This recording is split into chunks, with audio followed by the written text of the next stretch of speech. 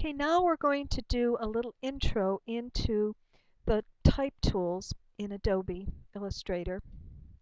Let's begin by looking at the type tool itself. Okay, so the first one is just for straight type that you would use for ordinary things. The next one is area type. And next week we're going to do some area type and you'll see what the difference is. This is type on a path. This would be used for curved lines that you want type to go along, or circles or ellipses. This is for vertical type, and I really don't advise you using this. This is mostly for the Asian market. And again, the vertical area type is the same, and the vertical type on a path. So I'll close this for now. And let's go up here to the drop-down menu. You have your fonts, which lists all your typefaces and gives you a view of the samples of these typefaces. And when you see an arrow on the side, you can see the style of these typefaces. This gives you a listing of the last fonts that you looked at. This allows you to choose the size of the font that you want. And remember, type is always measured in points. These are glyphs. And here's a bunch of other things, fit to headline and type on a path, threaded type. And we're going to go through some of those next week. Find a font, change case, if you accidentally have your cap lock on, smart punctuation. And smart punctuation is when you are justifying type and you don't want little white areas at the end where you have punctuation, say a period or a comma. And this allows that to go outside the justification range, and visually it gives the impression that it's more justified looking. You have optical margin alignment, and what that is, let's say you have a T, for example, and if you have that at the end, it's not going to look like it's lining up, but if you have an optical margin, it will. Show hidden characters. That would be the same as when you are using a word processor, and it'll show the paragraph markers in your spaces and things like that. Type orientation is, of course, whichever direction you want it to go to. And legacy type, that would be type that were in previous editions of Illustrator. Okay, so now that we have that, here's our type bar here, type option bar, and it shows a lot of things too. The color, any stroke that you would have on it, the opacity of the type, style, the character. And what's neat is you can get the character panel by clicking here.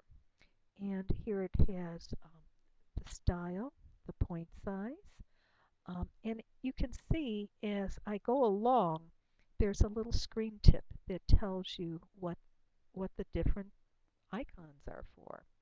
Here's the justification, left, center, and right, your document setup, and your preferences, which you can go to. Okay, so let's look at our character panel. But you can click here, but you can also go to Window and Type, and you can see here, whoops, it doesn't want to stay up.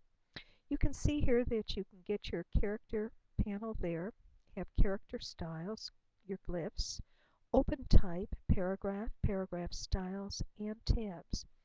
In our third lesson on type, we're going to be using some of these. Character styles and tabs, definitely. Okay, so let's look at our character panel. here and bring it down in the middle here. Oh, it doesn't, oh, wants to be attached. Okay, let's put this back. I wanted to bring it in the middle so I could show it to you. Dear me. Well, we'll show it to you this way. Okay, up here is our typeface, or our font family as they call it. And here is your style.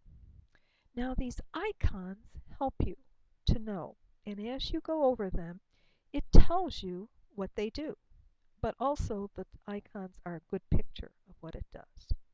So this is your type size, and you can click on this little arrow on the side and choose different type sizes, or just scrub and put them in. This is your leading, which is usually about 20% more than what your type size is. So you can see this is 14.4, and you can change that at any time. This is your kerning. And remember, kerning is the visual space between two characters. This is your tracking. And tracking is the letter spacing between letters. Now, this is your vertical scale, which allows you to scale the type larger going up. And here's the horizontal scale, which allows you to scale it horizontally. Now this is important to the baseline. And you can change the baseline, and you can do that. It's very good sometimes if you're putting type on a circle or something like that to change the baseline. And here you can change the character rotation of type. And I've used this in children's type when I wanted to give it a little bit of a silly look. Now here, if you want all caps, and you have to be careful using these because sometimes you forget that they're clicked and you'll wonder, why is everything coming up all caps or small caps? Always check that out. So here's all caps, small caps, a superscript, subscript, underline, and strike through. Now this is interesting because you can set your dictionary to any language that you want. And you know, there's different spellings for English, USA English, and British English. And so you can set, if you're typing in a foreign language, you can set the dictionary for that. Now here, this is interesting, and that is to set the anti-alias method. And the default is sharp, and the other two options are crisp and strong.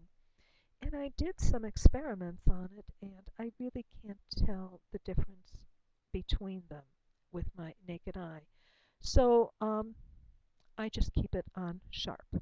Okay, so that being the case, here's our paragraph, which if we want more options, we click here and we can get, there's your Roman hanging punctuation that I talked about earlier. You just click on that. But you have your left, center, right, justified, and let me, oops, bring that up again. Okay. And as you go over these, it tells you what they do. Okay. And this is the left indent, the right indent. This indents the first line. And you can see the icon tells you what it does. Here's space before a paragraph, space after, and whether you want to hyphenate or not. I mean, you may not want to hyphenate if you're doing a lot of numbers, or you don't want a person's name hyphenated. You may not want to hyphenate. So, let me just give you a quick example of how you might use the